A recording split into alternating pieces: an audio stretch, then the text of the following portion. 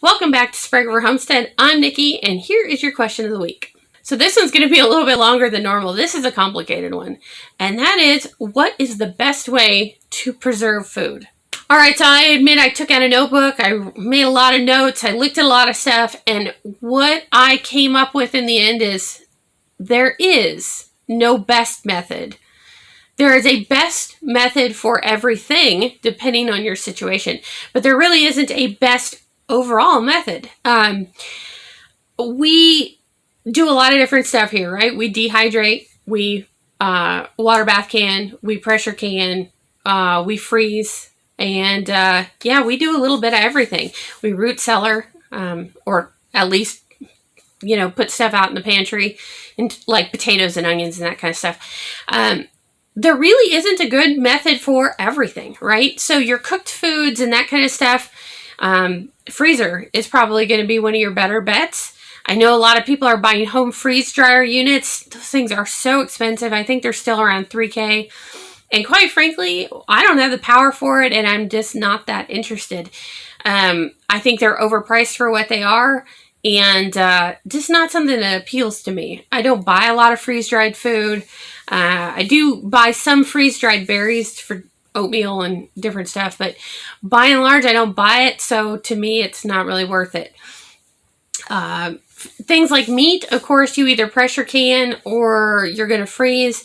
You can dehydrate it. I don't do a whole lot. We do some jerky, but you can actually dehydrate chunks of meat down to be like reconstituted for stews and soups and that kind of stuff, and that works.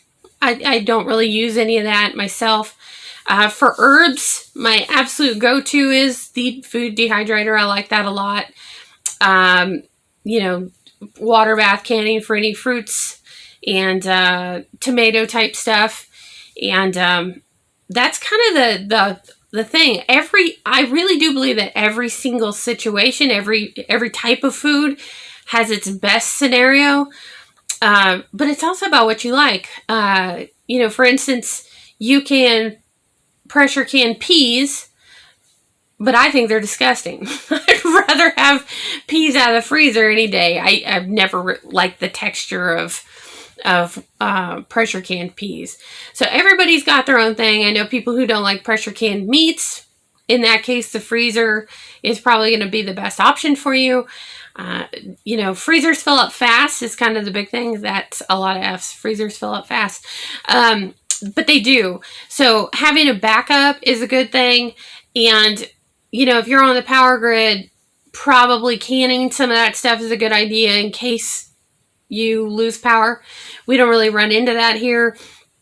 But we do can some of our meats just because they're fast and easy.